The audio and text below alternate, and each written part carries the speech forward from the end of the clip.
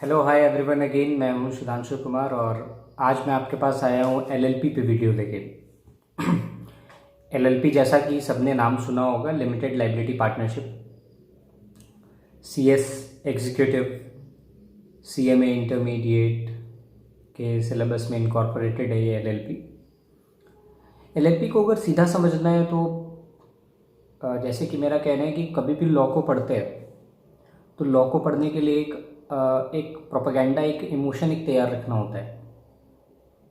It doesn't matter कि provisions में क्या लिखा है, लॉजिकली आप उसको पकड़ सकते हैं। मीन्स लॉ जो होता है वो बिल्कुल लॉजिक पे रहता है। तो इस जो एक्ट है, जो एलएलपी एक्ट है, उसका सीधा सीधा लॉजिक ये है कि एलएलपी एक्ट जो है उसका नाम पार्टनरशिप से रिजेंबल करता है। उसके 20 to 30% प्रोविजंस पार्टनरशिप एक्ट से रिजेंबल करते हैं और 70% प्रोविजन कंपनीज एक्ट से रिजेंबल करते हैं। तो एलएलपी में कुछ नया है ही नहीं। एलएलपी में जो भी प्रोविज़न पढ़ेंगे या तो वो कंपनीज एक्ट के प्रोविज़न से रिजेंबल कर रहे होंगे या फिर कुछ प्रोविजंस होंगे जो पार्टनरशिप एक्ट से रिजेंबल कर रहे होंगे।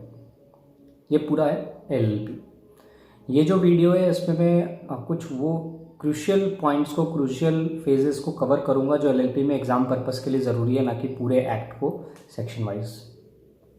सो स्टार्टिंग विथ एलएलपी, सबसे पहली बात, एलएलपी एक्ट का जो इनकॉर्पोरेशन हुआ था 2008 में वो सबको पता है। फैक्ट ये है, बात ये, पॉइंट ये है कि एलएलपी एक्ट जो है उसके फीचर्स क्या है। तो जैसा कि मैंने बोला कि पार्टनरशिप एक्ट और कंपनी एक्ट का कोलैबोरेशन है। तो कंपनीज एक्ट में जहाँ पर लिमिटेड लाइबिलिटी थी, कंपनीज एक्ट में सेपरेट लीगल एंटिटी था, कंपनीज एक्ट में परपेचुअल सक्सेशन था, ये सारी चीज़ें यहाँ पर भी आ जाएंगी। और जिस हिसाब से पार्टनरशिप एक्ट में 2 या 2 से ज़्यादा पार्टनर्स होते थे, वैसे यहाँ पर 2 या 2 से ज़्यादा पार्टनर्स होते हैं, जिनमें से एटलीस्ट 2 पर्सन्स को डेजिग्नेटेड पार्टनर बोला जाता है। अब ये जो वर्ड है डेजिग्नेटेड पार्टनर, ये बिल्कुल वैसा ही है जैसा कंपनी में डायरेक्टर्स होते थे। Combination of partnership and company. Partnership में पार्टनर्स होते थे तो एलएलपी में पार्टनर्स होंगे 2 या 2 से ज़्यादा, और एटलीस्ट 2 पार्टनर्स डेजिग्नेटेड पार्टनर होंगे। वो एटलीस्ट 2 पार्टनर्स डेजिग्नेटेड जो कह रहे हैं ना, वो कौन होंगे? जिस तरह से कंपनी में डायरेक्टर्स होते थे, जिस तरह से एनुअल रिटर्न वगैरह फाइल करती थी कंपनी, अपना कंपनी का ऑडिट होता था, उसी तरह से एलएलपी का भी ऑडिट होता है। एलएलपी भी अपना एनुअल रिटर्न फाइल करती है। तो अप्रॉक्स बाकी सारी चीज़ें मैच करेंगे। एंड ऑफ कोर्स जहाँ तक बात हुई एग्रीमेंट की, तो एलएलपी का भी एक एग्रीमेंट होगा जिस तरह से पार्टनरशिप का एग्रीमेंट होता था, और मैक्सिमम प्रोविजंस एलएलपी का बाईलॉज होगा वो एग्रीमेंट, और उसी के हिसाब से चलेंगे। नाउ मूविंग फॉरवर्ड, अगर ये क्वेश्चन है what is the difference between LLP and firm, LLP and partnership, और एलएलपी एंड कंपनी, और LLP and some other form of business, तो एलएलपी और पार्टनरशिप में सबसे बड़ा डिफरेंस क्या है? जैसे कि मैंने बोला, मैं I will not go point wise, बिल्कुल लॉजिक है, बिल्कुल लॉजिकल है कि एलएलपी के मैक्सिमम प्रोविजंस जो है वो कंपनी से रिलेट करते हैं। तो जितने प्रोविज़न एलएलपी के कंपनी से रिलेट करते हैं वो सारे प्रोविज़न डिफरेंशिएट कर जाएंगे पार्टनरशिप से, और जितने प्रोविज़न एलएलपी के पार्टनरशिप से रिलेट करते हैं वो सारे किसी कंपनी से जब आप डिफरेंशिएट करेंगे तो वो वहाँ पर डिफरेंशिएट हो जाएंगे। जैसे सिंपली पार्टनरशिप में अनलिमिटेड लाइबिलिटी होती है, एलएलपी की लिमिटेड लाइबिलिटी है। पार्टनरशिप का परपेचुअल सक्सेशन नहीं होता है, एलएलपी का परपेचुअल सक्सेशन है। पार्टनरशिप का कंपलसरी ऑडिट नहीं होता है, एलएलपी में कंपलसरी ऑडिट है। अब कंपनी से देखें तो कंपनी में मेमोरेंडम वगैरह से काम चलता है, लेकिन एलएलपी में क्या होता है कि एग्रीमेंट बनाया जाता है। कंपनी में मेंबर्स होते हैं, एलएलपी में पार्टनर्स होते हैं। कंपनी में डायरेक्टर्स होते हैं, एलएलपी में डेजिग्नेटेड पार्टनर्स होते हैं। तो हर जगह आपको उस हिसाब से डिफरेंसेस मिल जाएंगे। Now moving forward to the incorporation of LLP. Incorporation of LLP में जैसा कि मैंने बोला, जस्ट लाइक पार्टनरशिप कहते हैं 2 और more persons associated for carrying on a lawful business with view to earn profit. जिस तरह से पार्टनरशिप में होता था 2 या 2 से ज़्यादा लोग मिलकर एक बिजनेस चलाना चाह रहे हैं जिससे शेयरिंग ऑफ प्रॉफिट हो, उसी प्रकार से एलएलपी होता है, बिल्कुल उसी प्रकार से होता है। इसमें क्या होता है, एक डिक्लेरेशन देना होता है जो उसका स्टेटमेंट्स बनाते हैं। जैसे कंपनी के केस में होता था, अब यहाँ से हमने पार्टनरशिप का देखा, अब कंपनी के केस में चलते हैं। कंपनी का जो इन्फॉर्मेशन होता था, जो इनकॉर्पोरेशन डॉक्यूमेंट्स होता था कंपनी का, लाइक मेमोरेंडम या जो भी चीज़ें होती थी, उन चीज़ों को क्या करता था, एक उसमें एफिडेविट क्रिएट होता था, डिक्लेरेशन क्रिएट होता था। चार्टर्ड अकाउंटेंट या कॉस्ट अकाउंटेंट या कंपनी सेक्रेटरी या एडवोकेट के द्वारा। यहाँ पर क्या कहते हैं कि जो इनकॉर्पोरेशन डॉक्यूमेंट्स होगा उसे आइदर एन एडवोकेट और अ कंपनी सेक्रेटरी और अ चार्टर्ड अकाउंटेंट और अ कॉस्ट अकाउंटेंट जो कि फॉर्मेशन ऑफ एलएलपी में इन्वॉल्व हैं वो उसे क्या करेंगे, साइन करेंगे, वो उसमें एंगेज्ड होंगे और इसको पूरे तरीके से पूरे मैनर्स के साथ कंप्लीटली इनकॉर्पोरेट किया जाएगा। तो it is combination of partnership and company as I told you. Incorporation documents क्या होंगे? नंबर 1 फॉर्म नंबर 2 में इनकॉर्पोरेशन होगा, form number 2। Second is the name of LLP, third is the purpose of business of LLP, fourth is address of registered office, fifth is name of partners, sixth is name of designated partners and seventh is purpose, propose limited liability partnership का जो information होगा। ठीक है, propose जो LLP आप create करने वाले हैं उससे रिलेटेड जो भी अदर इन्फॉर्मेशन होंगे वो सारा इसमें इंक्लूडेड होगा।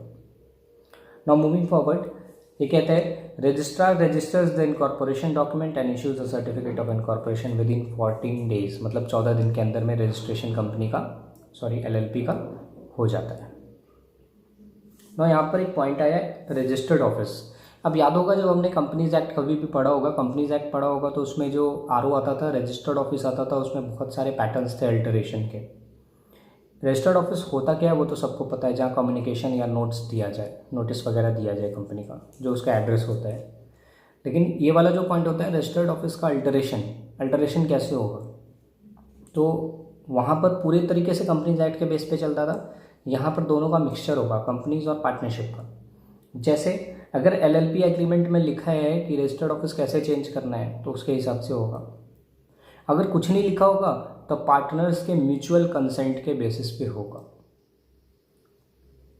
थर्ड, अगर एक स्टेट से दूसरे स्टेट में जाना है तो जो उसके क्रेडिटर्स हैं एलएलपी के, उन क्रेडिटर्स से उन्हें क्या लेना होगा, उन्हें कंसेंट ऑब्टेन करना होगा। फाइन।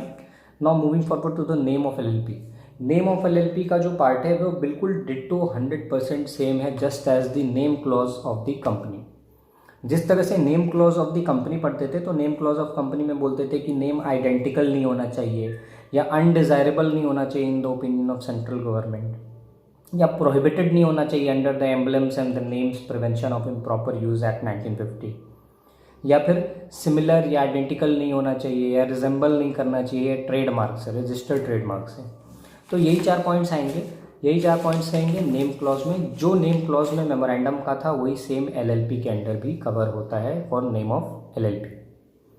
नाउ मूविंग फॉरवर्ड, अगर नाम चेंज करना है तो कैसे करेंगे, फिर बात वही आती है। अगर नाम चेंज करना है तो एग्रीमेंट में प्रोसेस लिखा होगा तो एग्रीमेंट के अनुसार करेंगे। अगर एग्रीमेंट में कुछ नहीं लिखा है तो with the mutual consent of the partners. Now moving forward to the next point, LLP का जो एग्रीमेंट होगा, एलएलपी के एग्रीमेंट में क्या क्या होता है, 2 पॉइंट तो हमें दिख गया, process of changing of name, process of changing of what we say registered office, ये सारी चीज़ें कवर होती हैं। अब ये जो पूरा का पूरा एग्रीमेंट होता है इसमें शेड्यूल 1 के हिसाब से पूरा का पूरा डिटेल दिया होता है, शेड्यूल 1 के हिसाब से पूरा का पूरा डिटेल दिया जाता है। और LLP agreement is required to be filed with the registrar in form 3 within 30 days of incorporation. It means जब एलएलपी का इनकॉर्पोरेशन होता है तो 30 दिनों के अंदर में फॉर्म 3 में एलएलपी के डॉक्यूमेंट्स को रजिस्ट्रार को फाइल करना होता है। इसमें हर तरह की म्यूचुअल राइट्स एंड ड्यूटीज़ सारी चीज़ें दी रहती हैं। ऑफ कोर्स एलएलपी का जो एग्रीमेंट होता है ये एक पब्लिक एग्रीमेंट होता है, एक पब्लिक डॉक्यूमेंट होता है। ओके, और कोई भी चेंज होगा तो आपको रजिस्ट्रार को इन्फॉर्म करना होगा, जिस तरह से कंपनी के केस में होता था। Now moving forward to the partners in LLP. अभी जो पार्टनर्स इन एलएलपी होंगे, इट्स नॉट कंपल्सरी कि वो इंडिविजुअल्स ही हों, even body corporate can become partners in LLP. मतलब कि तो ये जो नेक्स्ट पॉइंट है हमारा पार्टनर्स इन एलएलपी, तो ये जो पार्टनर्स इन एलएलपी है इसमें क्या कहता है कि कोई भी एलएलपी कॉन्स्टिट्यूट हो रहा है, इनकॉर्पोरेट हो रहा है तो उसमें एटलीस्ट 2 पार्टनर्स चाहिए।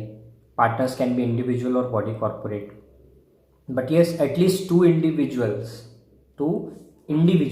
मैंने बोला पार्टनर्स में इंडिविजुअल हो या बॉडी कॉर्पोरेट हो चलेगा, बट अभी बोल रहा हूँ at least 2 individuals shall be the designated partners जो डायरेक्टर्स के तौर पे होते हैं, जैसे कंपनी में डायरेक्टर होता है वैसे यहाँ पे डेजिग्नेटेड पार्टनर्स होते हैं। तो एटलीस्ट 2 इंडिविजुअल होंगे जो कि डेजिग्नेटेड पार्टनर्स होंगे, और वो जो 2 डेजिग्नेटेड पार्टनर्स होंगे उनमें से एक एटलीस्ट रेसिडेंट होना चाहिए। बात आती है डिस्क्वालिफिकेशन की। तो disqualification is very simple, just जिस हिसाब से सेक्शन 164 में डायरेक्टर्स का डिस्क्वालिफिकेशन था या जो भी डिस्क्वालिफिकेशंस पड़े होंगे, वैसे ही यहाँ पे डिस्क्वालिफिकेशन होता है। 4 पॉइंट दे रखे हैं। सबसे पहले कहता है अनसाउंड माइंड, अगर वो बंदा अनसाउंड माइंड का हो, या अनडिस्चार्ज इंसॉल्वेंट हो, या फिर एडजुडिकेटेड एज इंसॉल्वेंट हो, या अगर एचयूएफ हो, इन 4 केस में वो डिस्क्वालिफाइड हो जाएगा। Okay, what are the obligations of partners of LLP. अब ये जो obligations of partners of LLP है, ये रिजेंबल करेगा पार्टनरशिप एक्ट में जो लाइबिलिटी ऑफ पार्टनर्स था। तो जो लाइबिलिटीज़ ऑफ पार्टनर्स थे, पार्टनर्स को क्या क्या लाइबिलिटी होता है, उससे काफ़ी हद तक रिजेंबल करता है। जैसे all partners are agents of LLP, पहली चीज़। All partners are not bound by the act of partners beyond this authority. याद रखेंगे, all partners are agents of LLP but not of other partners. मतलब वो LLP के agent है but एक दूसरे के एजेंट नहीं है, क्योंकि यहाँ पर एक प्रॉपर मेमोरेंडम से गवर्न हो रहा है। यहाँ पर सिर्फ एक इनकॉर्पोरेशन डॉक्यूमेंट नहीं बनाया गया बल्कि उसका रजिस्ट्रेशन भी हुआ है। नेक्स्ट चीज़ ये क्या करता है, जो भी एलएलपी की प्रॉपर्टी है, ठीक है, तो वो एलएलपी के पैसे से ही होगा। एलएलपी का मतलब लाइबिलिटी तक ही होगा, क्योंकि इसका लिमिटेड लाइबिलिटी है। एलएलपी में लिमिटेड लाइबिलिटी है, पार्टनरशिप की तरह अनलिमिटेड लाइबिलिटी नहीं है। तो पार्टनर्स की जो लाइबिलिटी होगी एलएलपी की तरफ, वो उतनी ही होगी जितना उनका कैपिटल कंट्रीब्यूशन है। इसका मतलब ये भी हुआ कि एलएलपी की अगर कोई एलएलपी की लाइबिलिटी है, एलएलपी का ऑब्लिगेशन है, तो उससे किसी भी पार्टनर का अपना पर्सनल लाइबिलिटी क्रिएट नहीं होगा, जैसे कि पार्टनरशिप केस में होता था। तो यहाँ पर जो पॉइंट्स दे रखे हैं ये in relation to partnership as well as Companies Act में लेके चलेंगे और काफ़ी हद तक पार्टनरशिप एक्ट से रिजेंबल करेगा। कोई भी पार्टनर सोलली लाइबल नहीं होगा। अगर किसी पार्टनर ने गड़बड़ करा, किसी एक पार्टनर ने गलती की, तो बाकी के सारे पार्टनर्स अपने आप लाइबल नहीं होंगे, वो एक पार्टनर लाइबल होगा। Now moving forward to the capital contribution. Capital contribution में क्या कहता है, कैपिटल कंट्रीब्यूशन में कहता है कि अगर कैपिटल कंट्रीब्यूट किया है, इन केस आपने अगर कैपिटल कंट्रीब्यूट किया है, तो भाई साहब ये जान लो कि आपको उसका डिस्क्लोजर देना होगा with the nature of contribution and amount. Okay, second thing कि अगर इन काइंड में कंट्रीब्यूशन है, जैसे कि कोई टेंजिबल या इंटेंजिबल एसेट या मूवेबल इमूवेबल एसेट आपने दे रखा है, तो उस केस में उसका एक वैल्यूएशन होगा बाय प्रैक्टिसिंग चार्टर्ड अकाउंटेंट और प्रैक्टिसिंग कंपनी सेक्रेटरी और प्रैक्टिसिंग कॉस्ट अकाउंटेंट। एक वैल्यूएशन करवाना होगा और बाय अप्रूव्ड या registered value. Now moving forward to the next point, designated partners in LLP. अब ये जो डेजिग्नेटेड पार्टनर्स इन एलएलपी है, जैसा मैंने बोला कि ये सिर्फ इंडिविजुअल्स हो सकते हैं और एटलीस्ट 2 डेजिग्नेटेड पार्टनर्स एक एलएलपी में होने कंपलसरी हैं, जिनमें से एक रेसिडेंट होगा। इन केस कोई एलएलपी है जिसके पार्टनर में कोई इंडिविजुअल है ही नहीं, सारे के सारे बॉडी कॉर्पोरेट है, तो हर बॉडी कॉर्पोरेट अपने तरफ से एक रिप्रेजेंटेटिव इंडिविजुअल को अपॉइंट करेगा जो डेजिग्नेटेड पार्टनर्स बनेंगे। अब ये जो डेजिग्नेटेड पार्टनर्स होंगे ये बिल्कुल डायरेक्टर्स की तरह होंगे, जैसे मैंने बोला, तो इनको DIPN इशू होगा। ओके, जैसे कि डायरेक्टर आइडेंटिफिकेशन नंबर इशू होता था कंपनीज में, डिन नंबर, यहाँ पर DPIN इशू होगा, designated partner identification number. Okay, ये DPIN हो गया।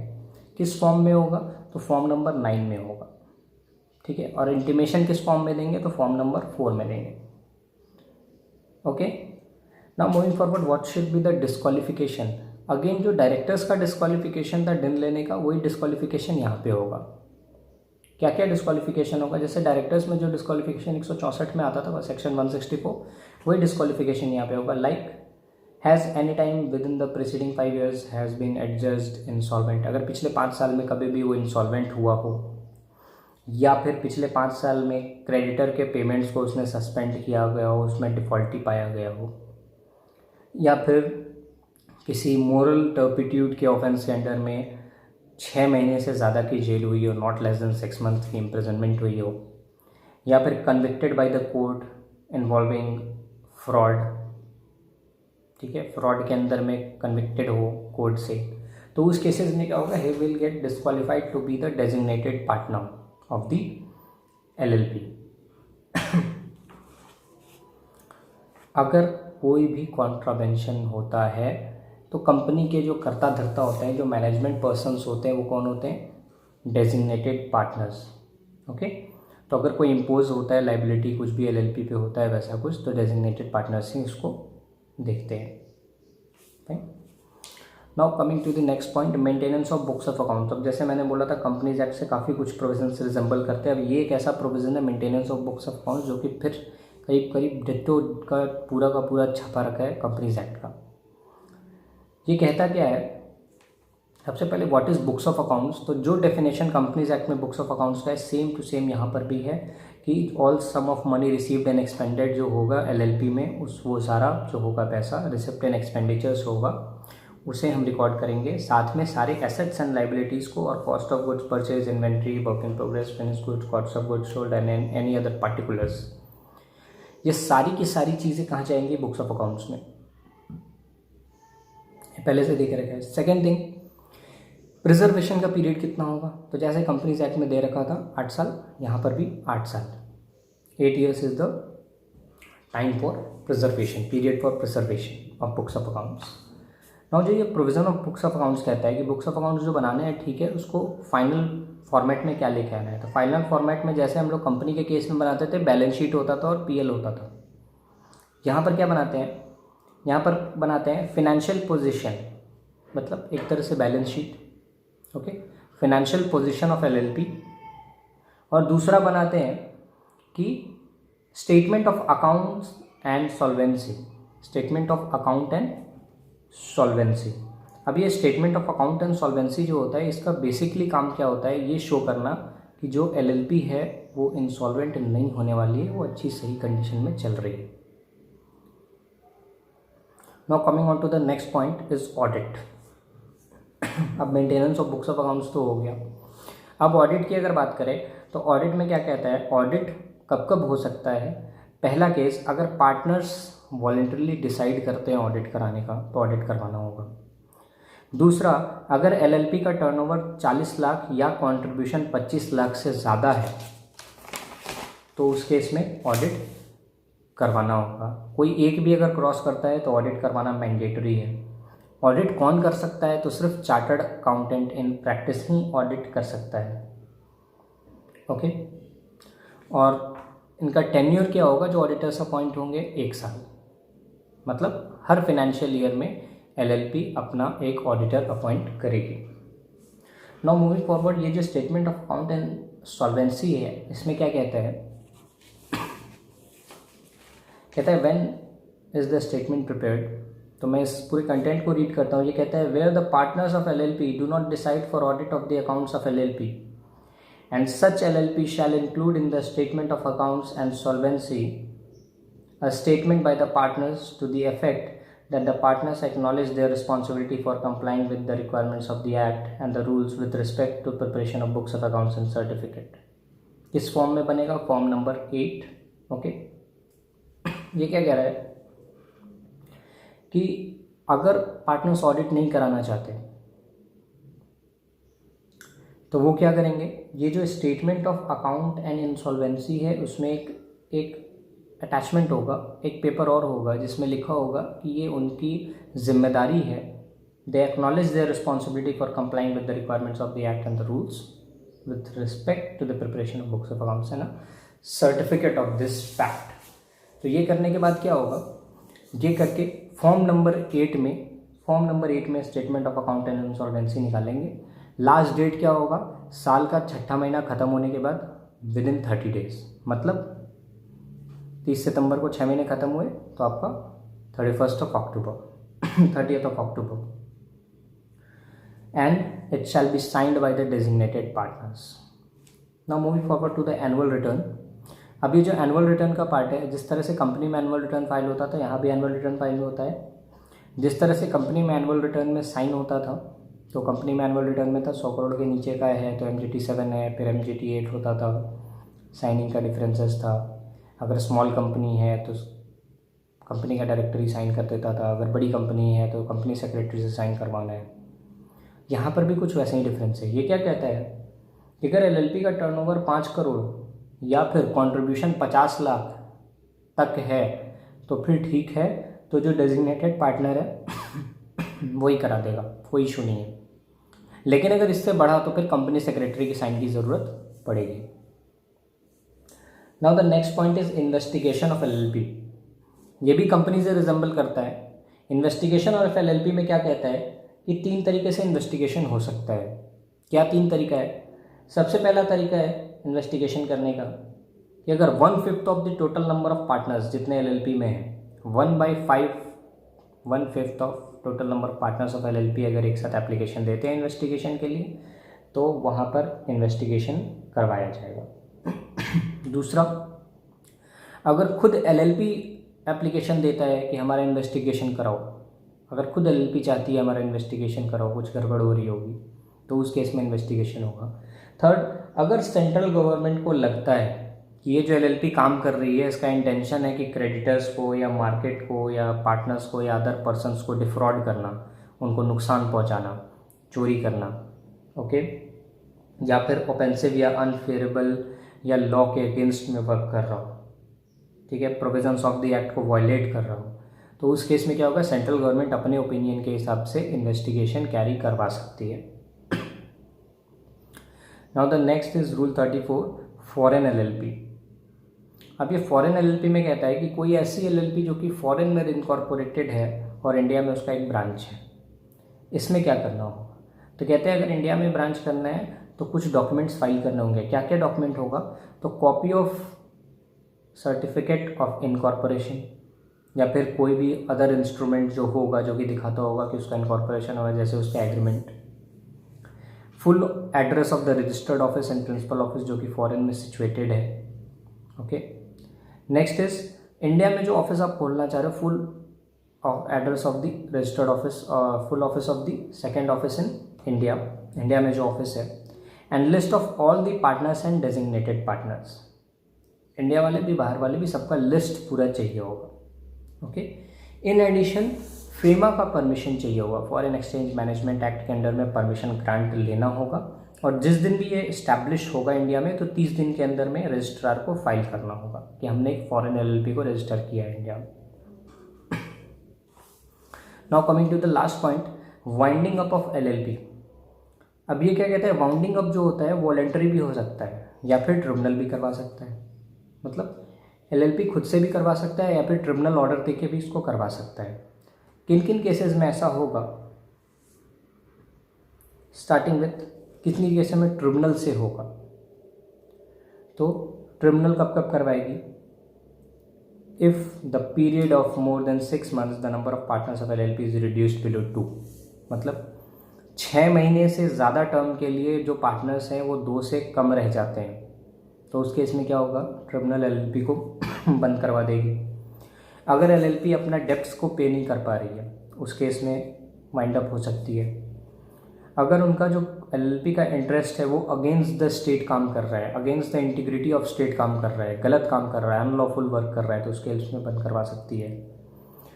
अगर लगातार 5 साल तक एनुअल रिटर्न फाइल करने में डिफ़ॉल्ट किया LLP ने, लगातार 5 साल तक एनुअल रिटर्न फाइल करने में डिफ़ॉल्ट किया, तो उस केस में वाइंड अप करा सकती है। या अगर सेंट्रल गवर्नमेंट को, मतलब कि ट्रिब्यूनल को ऐसा लगता है कि जो LLP काम कर रही है वो जस्ट एंड इक्विटेबल नहीं है, वो कुछ गलत कर रही है, तो उस केस में वो बंद करवा सकता है। वाइंडिंग अप का प्रोसीजर क्या होगा? तो प्रोसीजर में कहता है the limited liability partnership winding up and dissolution rules 2012 के हिसाब से वाइंडिंग अप होगा, ओके।